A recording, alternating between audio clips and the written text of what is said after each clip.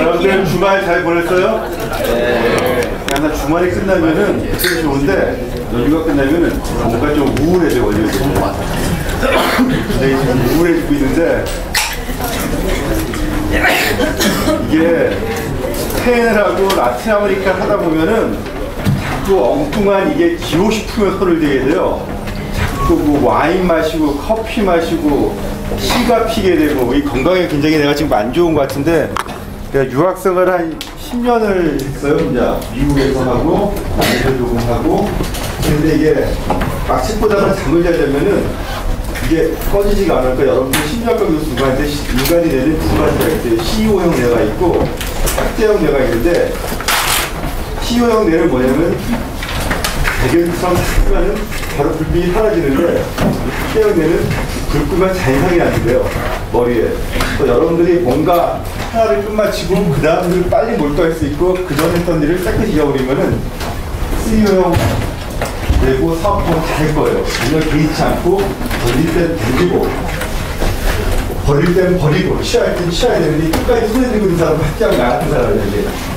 안 되더라도 잃어버릴 것 같아도 손을 못 가도 필요할 때 던질 때 던져야 되는데 이거 부정이면 못하거든요. 그래서 그 공부하다 보면은 이게 잔상이 남아요. 이게 잔상 남으니까 계속 그 와인을 마시다 보니까 한 20년 넘게 내가 되게 자기들의 와인 먹이 습관이 있는데 와인이 건강에 좋은 거고 습관이 거짓말이에요. 여러분들이 딱 한 잔만 마실 거면 건강한데 와인을 땄는데 그게 정말 맛있을 것 같으면 한 잔에 아픈 맛이 완벽한 데 끝나는데 맛있으면 인간의 의지가 자유의지가 아무리 강하더라도 반병, 3분이면 넘어가. 내가 별로 이제 와인을 안 마시려고 참다가 어디에 땄는데 또 괜찮아서 한 3분의 1 정도 먹고 그러니까 아침에 일어나고 그 일로 후회가 자책감 그런 기분이 안 좋아요. 이럴 때 내가 여러분들 채점을 하면 안 돼. 그렇죠? 내가 여러분들 채점할 때 항상 즐거운 음악을 들으면서 자 지난 시간에 내 와인 얘기를 왜 했냐면 신대륙에서 원래 와인이 자라지 않았다고 했죠?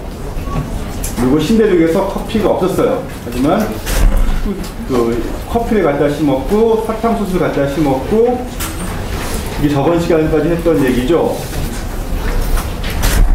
내가 자꾸 이런 걸 보다 보니까 쓸데없이 자꾸 이런 거 손을 대고 초콜릿을 먹게 되고 이거 피가 그쵸?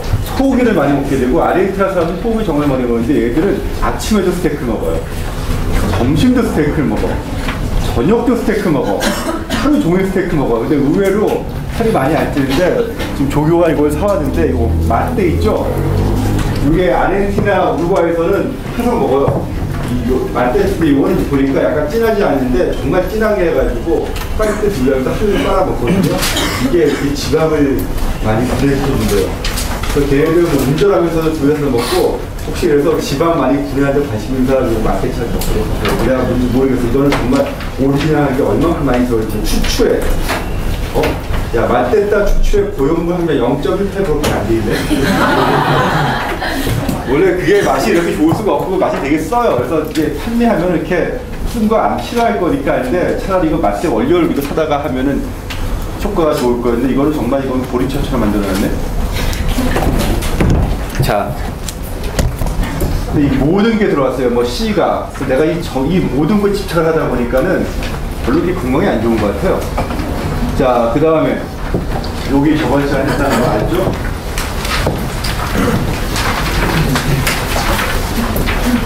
얼마나 절망적이었겠어요. 여러분들 끊임없는 학살, 고문, 강제 노동, 강간 그런 희망이 없는 인디오들에게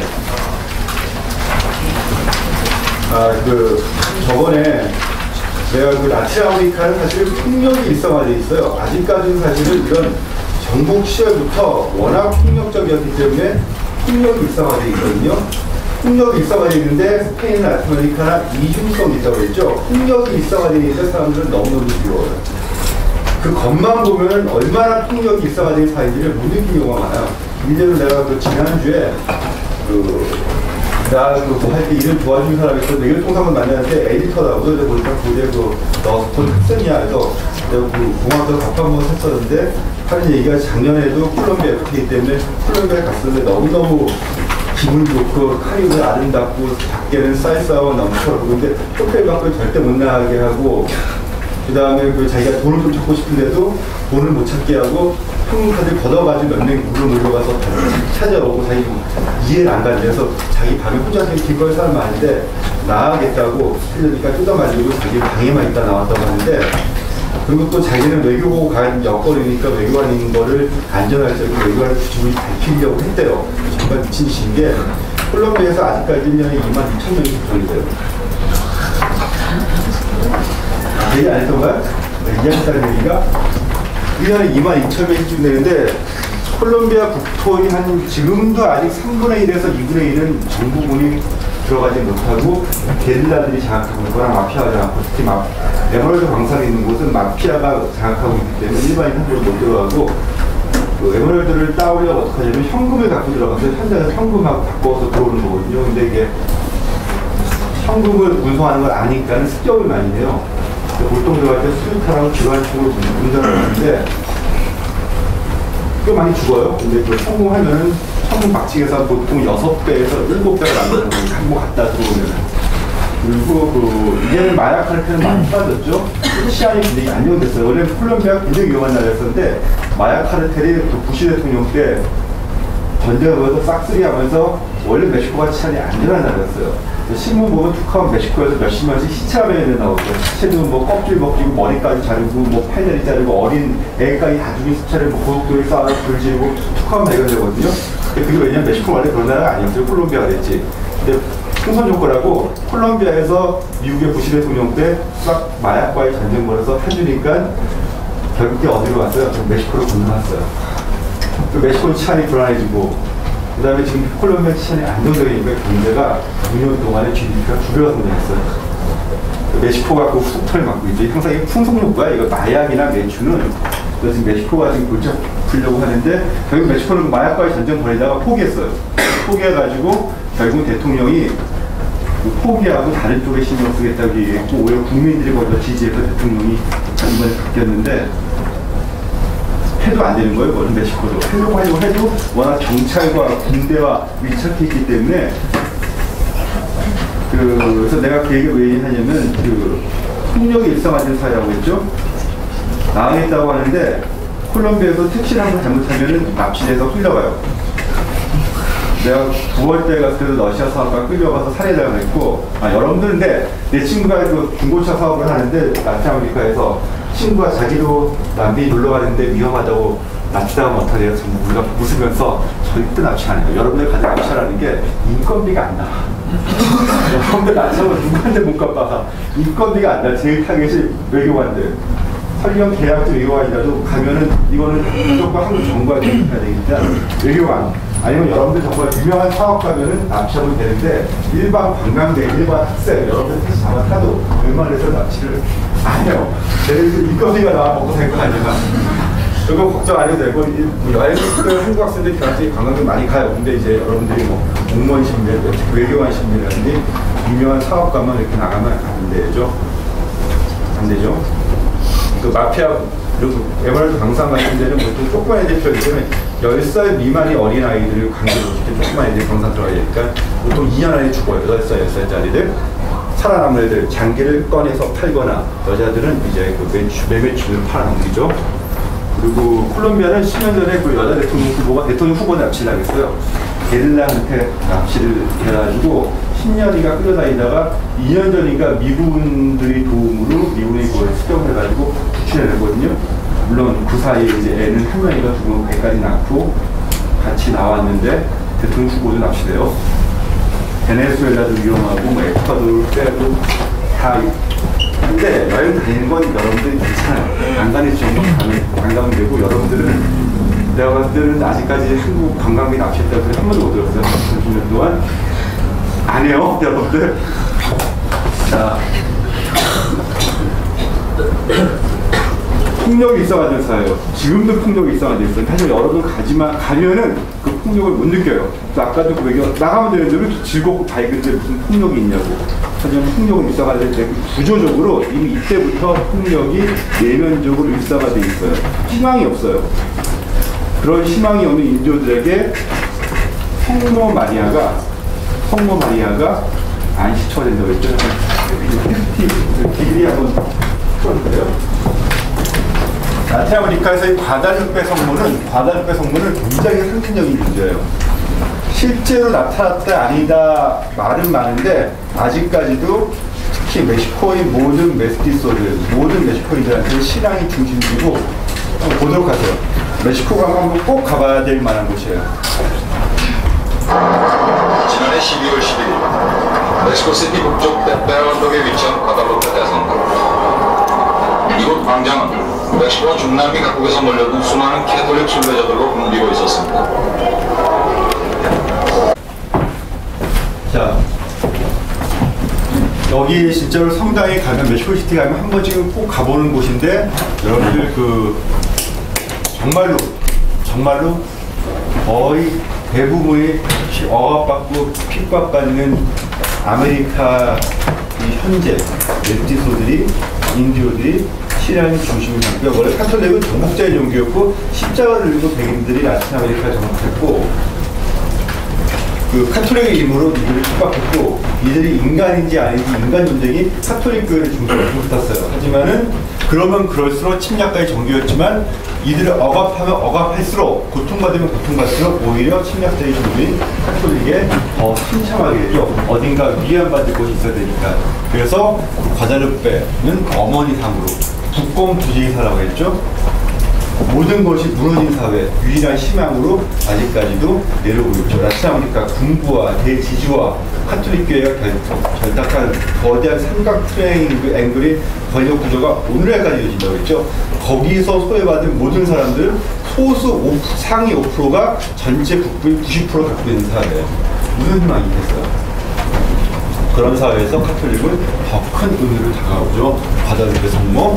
카톨릭과 토착 신학이 혼합을 해요. 그리고 이게 원주민들 사이에 퍼지는 사이에서 원래 갖고 있던 잉카나 아스테카나 마야 등등의 토착 신앙과 카톨릭 신앙이 혼합을 하는 현상이 벌어지고요. 또 한 가지, 원래 라틴 아메리카 보면 아스테카나 마야나 등등 인신공양, 매일같이 사람이 심장을 꺼내서 바치는 거였어요. 여러분들이 인디오고 아스테카 마야인이었다면 신앙이 깊으면 깊을수록 여러분들이 피를 바쳐야 돼요. 언젠가는 너희 피를 꺼내서 바쳐야 돼요. 심장을 꺼내서. 그럴 수 있어서 하나님 열심히 믿으면 스스로 공양을 해야지. 예수님이 나를 위해서, 우리를 위해서 십자가에 못 박혔으면 여러분들 예수님을 위해서 스스로 십자가에 못을 박혀야 되지 않아요? 그래야 돼, 안 그래야 돼? 이론적으로 맞잖아. 이게 인디오들의 생각이었어요. 여러분들이 신이 우리를 위해서 행사했다면 여러분들도 신이 여러분들을 위해서 죽은 만큼 여러분들도 여러분들의 모습을 바쳐야 돼요. 그래서 매일같이 인신공양을 했어요. 근데 교회에서는 뭐만 하면 돼요? 헌금만 하면 돼. 얼마나 간단해요, 그렇죠? 사실은 이런 신이 인간을 위해서 자신을 희생했다는 이 전제가 인디오, 아스테카나 마야 신앙의 중심이었어요. 그런데 예수도 어때요? 인간이 죄를 대신해서 죽었어. 너무나 자신들의 논리와 딱 맞아 떨어졌어요. 그리고 이제 성모 마리아가 발언하면서 기존 종교를 대체해서 카톨릭 신부들을 놀랄 정도로 너무나 빠르게 카톨릭으로 되어옵니다. 너무나 빠르게. 그래서 오늘 라틴 아메리카 국가는 무슨 국가예요? 카톨릭 국가죠. 카톨릭 신부들 처음엔 많이 저항했었는데 특히 과다르페 성모 발현 이후에는 굉장히 빠른 8년간 원주민 8년만 이상의 카톨릭, 원주민 대부분이 불과 10년이 채 안 돼서 카톨릭으로 개종했다는 얘기예요. 토착 신앙의 혼합이 뭐냐면은 이런 인신공양 이런 것도 없어지지만은 사람 죽이지 않지만 그 대신 닭 있죠? 닭 목을 잘라서 피를 바치고 성모 마리아상 제단에서 갔던 그 닭의 목을 잘라서 피를 바치고 이런 건 아직도 남아있고, 특히 IT에서 여러분들 부두교로 들어갔어요? 부두교 안 들어갔어요? 공평한 나오면 한번 나와요. 부두교 공평을 좋아하나 봐? 나도 혼자 공평하면 혼자 봐야 돼요. 혼자 술 마시면 혼자 보는 거 옛날에 좋아했었는데, 부두교 같은 게 이게 IT에서 카톨릭 신앙을 결합된 거예요. 성모 마리아가 서놓고 닭피를 목을 잘라 피를 바치면서 예언하고 점하고 그리고 뭐 저주 내리고 뭐 이러거든요. 부두교 토착 신앙을 혼합한 길 곳곳에 나오고, 여기 과다르페 성모는 백색 성모가 아니라 갈색 피부의 성모예요. 갈색 피부 성모고, 뭐 카톨릭교에서는 그 하는 게 DVD도 나왔겠지만 겨울에 장미가 안 나는데 장미를 바전의 증거로 성모마리아가 전해줬고, 장미를 싼 망토를 이렇게 소중하게 해서 오다가 펼쳐보니까 싸고 장미를 안 꽂던 망토에 아까 봤던 성모마리아 상 있죠?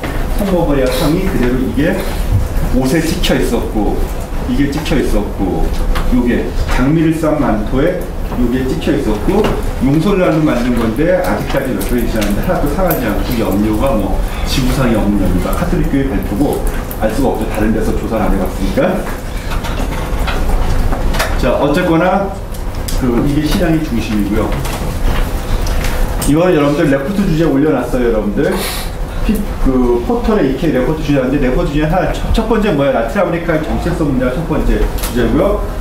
플러스 거기까지만 써도 되고, 한국의 정체성 문제와 비교하는 건 써도 되고 안 써도 돼요. 최근 자문처럼 써보고, 아니면 라틴 아메리카의 정체성 문제 수업 중에 충분히 여러분 다뤘죠? 좀 더 심도 있게 다뤄보고요. 아니면 두 번째, 영국, 프랑스와 스페인이 정부 식민 정책이 틀려요. 거기서 비교하는 거 두 번째. 세 번째는 여러분들 아무거나 써보고 싶은 거 자유주제로 쓰면 돼요. 세 개 중에 아무거나 하나 선택해서 레포트 써서 6월 10일까지 제출하면 됩니다. 자, 요건 그전에 다 했던 거고, 자, 1560년대 가면은 정복 시대 끝나요. 더 이상 정복할 땅이 남아있지 않아요. 그래서 1560년대 가면은 아르헨티나, 칠레, 뭐 파라과이부터 콜롬비아, 베네수엘라 지역, 파나마 지역, 그 다음에 미국의 멕시코 지역, 미국의 캘리포니아, 네바다, 콜로라도, 플로리다 이런 지역까지 전부 정복을 해요. 더 이상 정복할 땅이 남지 않고 정복이 끝난 다음에 1960년대부터 뭐예요? 식민의 시대가 시작돼요. 그래서 4개의 부항구를 둬서 효율적으로 통치해요. 첫 번째 제일 먼저 생긴 부항구가 누에바 에스파니아 부항구라고 1535년에 설치했고, 수도는 멕시코시티, 오늘 옛날 아스테카 지역에 있던 곳에 누에바 에스파니아 부항구고, 옛날 잉카 지역에 있던 곳에 페루 부항구를 1540년 설치하고요. 칩차왕국, 콜롬비아 보고타, 원래 칩차왕국이 있던 곳에, 칩차왕국에 있던 곳에 누에바 그라나다 부항구를 설립해요. 그리고 맨 마지막으로 설립하는 게 부에노스아이레스의 리오델라 플라타 부항구를 설립하는데, 리오델라 플라타 부항구는 부항구가 생기지 한 50년이 채 안 돼가지고 독립을 해요. 그래서 여기는 상대적으로 중요성이 더했던 부항구고요. 어쨌든 이 4개의 부항구를 두고 4명이 부항을 두면서 라틴 아메리카 플러스 미국까지 통치하죠. 미국도 19세기 초반까지 대부분 스페인 땅이었죠. 캘리포니아, 네바다, 콜로라도, 플로리다 등등 전부 스페인 땅이었죠. 그리고 클리오이드 대지주, 정복자의 후손인 대지주들이 정제권을 장악하고, 정치적으로는 정치 권력은 박탈당이 있죠. 정치 권력을 누가 갖고 있었냐?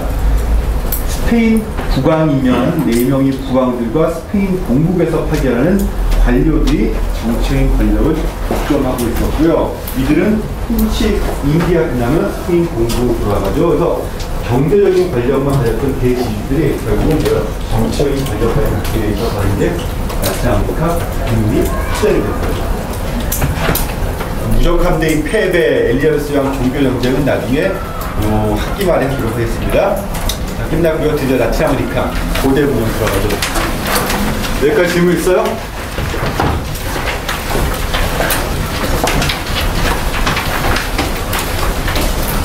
라틴 아메리카 고대 문명. 자, 크게 메소아메리카 문명과 안데스 문명을 나눠요. 라틴 아메리카 지도 좀 보여줄래? 도스문도스에 나와 있는 지도. 자, 이제부터는 여러분들이 알지 못하던 전혀 별개의 세계로 들어갑니다. 이들이 생각했던 우주관과 이런 거는 일반인들이 생각하는 것과는 굉장히 차이가 있었어요. 자, 우리 멕시코 잠깐 보자. 멕시코, 이게 전부 스페인 땅이었죠? 요 멕시코, 여기가 메소아메리카 지역이에요. 메소아메리카, 멕시코 시티. 원래 여기 아스테카의 수도였던 곳에 멕시코 시티를 만들었고, 고원지대인데 참 한 가지 여기 유카탄 반도가 있어. 유카탄 반도에 베라크루스가 있을 텐데 베라크루스가 어디냐 왜 안 봐? 여기 베라크루스 요쯤 되나 그 시간 보는데 베라크루스가 어디야? 클릭하면 이게 베라크루스? 베라크루스? 어쨌든 에르난 고르테스가 처음에 베라크루스가 어디니?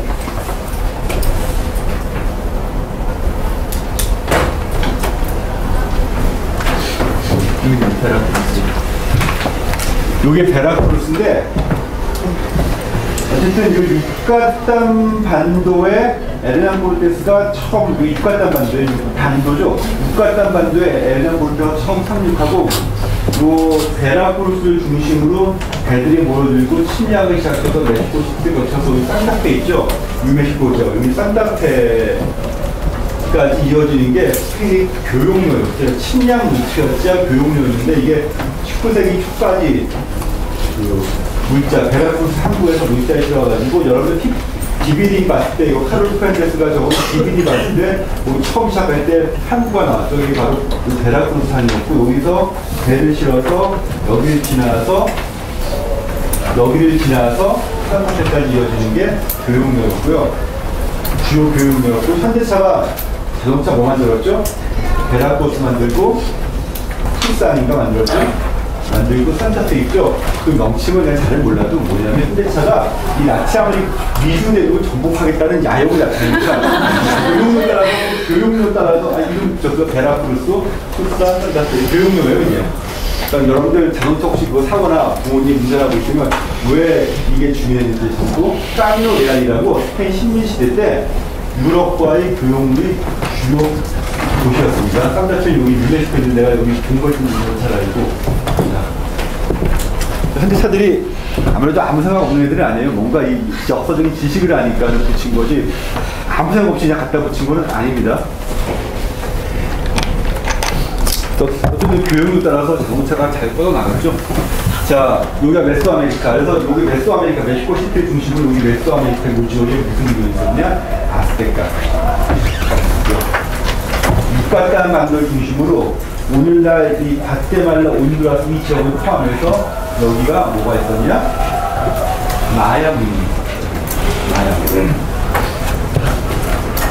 자, 그 다음에 여기 멕시코 북부 있죠? 여기부터 미국의 남부, 서부 요 지역까지는 사실 문명이 없었고 여기는 고급 문명, 아스테카나 마야는 고도로 발달된 문명을 갖고 있었고 피라미드를 건축했고요. 멕시코 북부부터 여기까지는 사실 인도를 살았지만은 고도로 발달된 문명을 가지지 못한 여러분들이 서부 영화에서 보는 뭐 나바오 인디언, 아파치 부족 뭐 이런 있죠. 푸에블로 인디언 있죠. 그냥 그런 인디언들이 살고 있었고요. 고도로 발달된 문명은 갖고 있지 않았습니다. 이쪽은. 고도로 발달된 문명은 여기하고 여기. 그리고 이 지역에서는 사실 금이 발견되지 않았어요. 여기와 여기서는 엄청난 금관이 발견되지만 스페인 사람들이 사실은 식민시대 때 이 지역을 거의 포기했어요. 중요한 지역은 아니었어요. 이 지역이 중요했지. 금관과 은경이 있었으니까. 그런데 북미 위에 바로 캘리포니아에서 금광이 발견돼서 엄청난 골드가 시작되었고 캘리포니아에서 금이 발견된 거는 19세기 이후고요. 자, 페루 한번 보여줄게요. 남미. 여기가 중미하고 북미예요. 멕시코는 남미가 아니라고 했죠. 멕시코는 북미예요. 멕시코는 북미.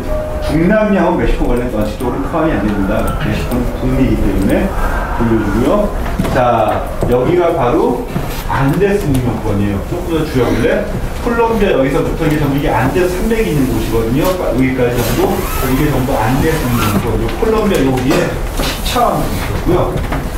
여기에 이제 여기 거대한 지역이 전부 콜롬비아 남부부터 에콰도르, 페루, 볼리비아, 파라과이까지 이른 아르헨티나 이 거대한 지역이 잉카 제국이었죠. 그야말로 거대한 제국이었습니다.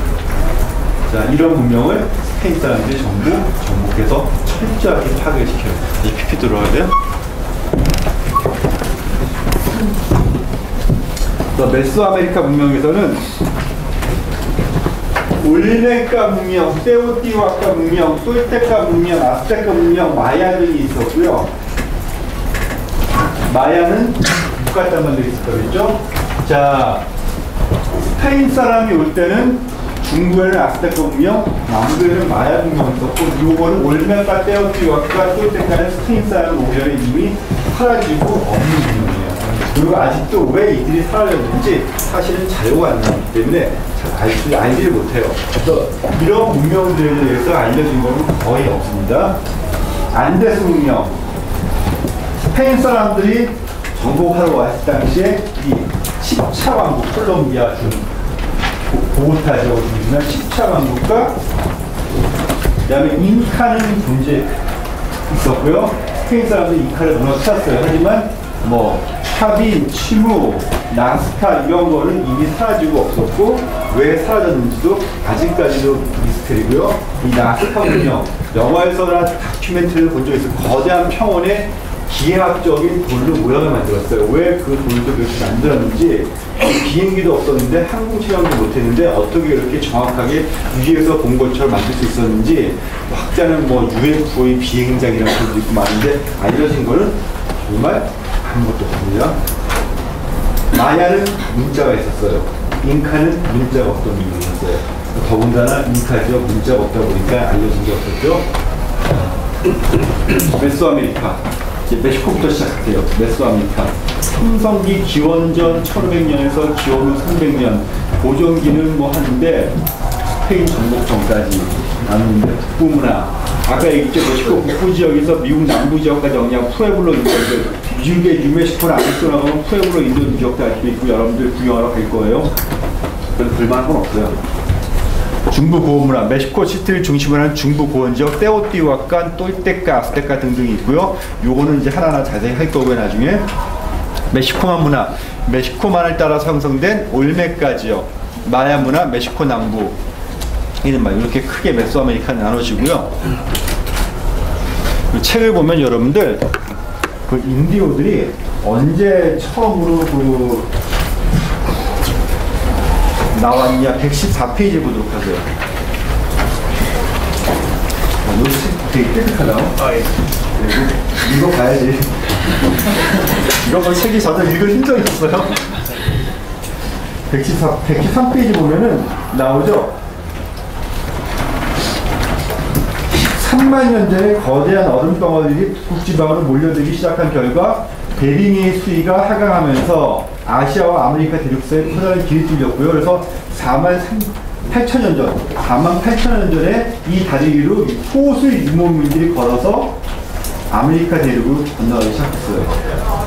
그리고 기원전 7,500년부터 2,500년 사이에 비로소 농사 짓는 법을 발견해요. 다시 말해서 기원전 4만 5천년 정도에 걸어갔는데 사냥만 하다가 농사 짓는 법을 발견한 거는 한 2만 명은 그냥 2만 년은 농사 짓는 법도 모르고 야만이처럼 살다가 기원전 7,500년에서 2,000년 사이에 비로소 농사 짓는 법을 발견해요. 농사 짓는 법을 발견하는 게 중요한 게 뭐냐면 농사 짓는 법을 모르면 식량을 저장할 수가 없어요. 저장을 하지 못한다는 거는 사회가 발달을 못한다는 사회예요.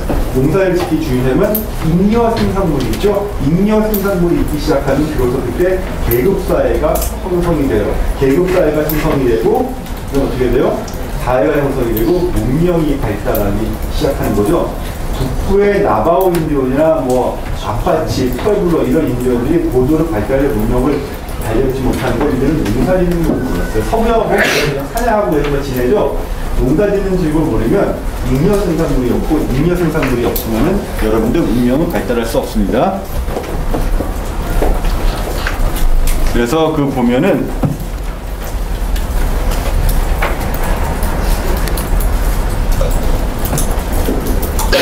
메소아메리카에서 비로소 농사 짓는 법이 발견되고 문명이 고도의 문명이 형성한 것은 그로부터 한 1000년 정도 지나는 기원전 1500년부터 300년까지는 이제 이때부터 고도의 발달된 문명을 형성하기 시작해요. 그리고 고정기란 마야의 고정기 등등해서 300년부터 800년까지 고도로 발달된 피라미드 문화 이런 건축물을 건설했는데 아무런 이유도 없이 밀림 속으로 사라져요. 학자들이 왜 이들이 자신들이 건설한 도시를 버리고 밀림 속으로 사는지 아무도 그 이유를 몰랐었는데 고고학의 발달로 1980년대 이후에 그 이유를 밝혀냈습니다. 나중에 설명할 거고요. 후기 고정기는 900년대부터 스페인 정복까지인데 농업은 옥수수, 여기는 쌀문화가 아니라 메소아메리카 지역은 옥수수 문명이에요. 옥수수가 주식이었고 콩 먹었고, 그 대신 잉카 지역 있죠? 잉카 지역은 옥수수가 아니라 뭐가 주식이다? 감자가 주식이에요. 마게이 선지장 일정 뿔개를 제작했고, 종교정치, 신권정치, 인신공양, 태양과 달의 신의 희생으로 인간 창조를 했다는데, 책을 보세요. 그래, 넌 지금까지 책을 안 보셨으니까 뺏어갈게. 너무 주쳤네 지금? 처음으로 한번 주문 쳐놨네? 네. 그래? 옆에 쳐준걸? 자, 114페이지 볼래요? 시간을 보세요. 114페이지. 인류의 세 번째. 인류는 희생 제로부터 태어났다. 이들이 창조 신화예요. 신들은 창조의 첫 새벽에 모여서 커다란 화떡불 주위에 빙글로 앉았다. 그리고 그들 중에 누군가가 불로 뛰어들어 자기 몸을 희생시켜야만 한다고 결정을 내렸다. 보석을 몸에 두른 채 우쭐하던 하는 아름다운 신이 겉목의 표정을 지었고, 근데 그때 난쟁이 신이 갑자기 불더미 속으로 그의 몸을 던졌어. 그리고 태양의 모습으로 부활했다. 이것을 본 아름다운 신도 불 속으로 뛰어드는데 그는 위성 달로 태어났다. 이건 뭐냐면, 태양이 태어난 거는 신이 자신을 희생해서 자신의 목숨을 맞춰서 태양이 됐어요. 달을 만든 건 신이 자신의 목숨을 맞춰서 달을 만들었어요. 따라서 이 우주가, 태양이 생기고 달이 생기고 이 지구가 생기고 인간이 생긴 거는 신이 자신을 희생이기 때문에, 따라서 신의 희생이 없이는 이 세상이, 우주가, 이 세계가 존재하지 할 수 없어요. 따라서 우리 인간이 할 일은 우리를 위해서 같이 신을 위해서 우리는 똑같이 우리 자신을 희생을 해줘야 돼요. 그래서 만약 신들이 세계와 인간을 만들 목적에서 그 자신을 희생했다면 인간들은 필요한 경우에는 당연히 삶과 죽음의 거대한 불덩이에 몸을 던져야만 했다.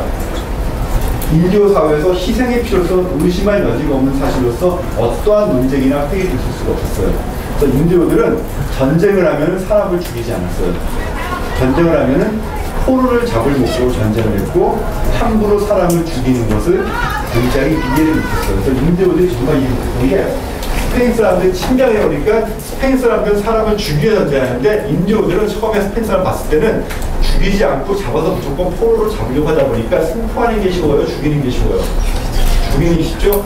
효율적인 전쟁이 처음에 일어나지 못했고요. 두 번째, 잡아서 심장에까지 같이 생각을 했어요. 두 번째는 스페인 사람들은 인디오의 희생자를 보면서 그 잔량을 치르더라고 구역질을 했어요. 하지만 인디오들 똑같이 스페인 사람들한테 구역질했어요.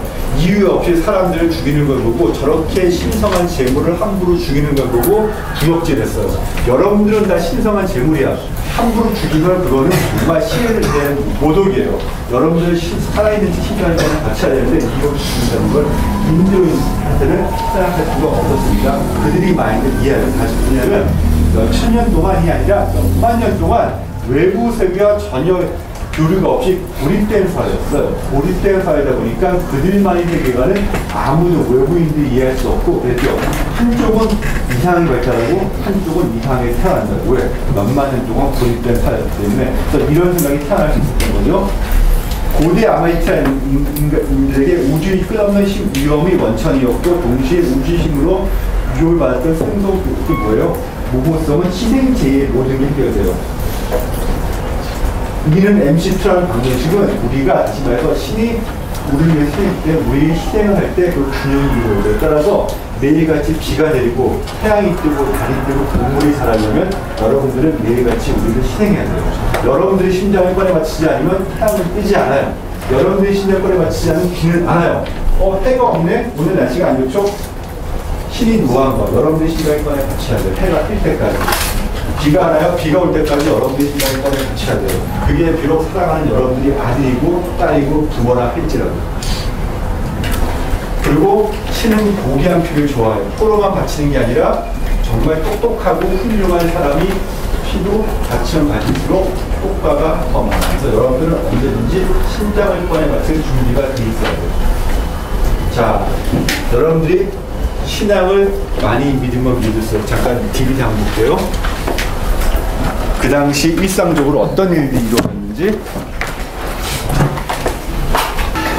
불 끄고.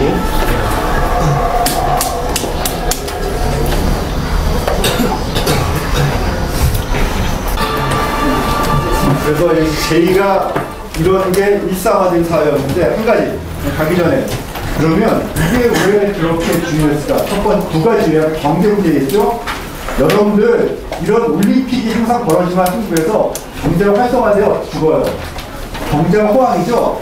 수많은 사람들이 이 축제에 모여들어요. 거기서 흥청망청 엄청난 양을 소비해요. 항상 마야나 아프리카는 과소비 사회였습니다. 여러분들이 언제 죽을지 모르는데 저축을 할까요? 저축이 없는 사회였어요. 항상 그래서 소비가 활성화되다 보니까 이런 축제를 통해서 두 번째, 노년 인구가 없는 사회였어요. 여러분들이 나이 들기 전에 신장인권에서 죽어요. 그래서 가장 큰 문제, 고령화 문제를 깨끗이 해결했어요. 자, 그래서 마야와 아프리카는 굉장히 경제가 살아있는 사회였고, 가소빈 사회였고, 노년 인구가 없는 사회였습니다. 계속해서 바뀌었어요.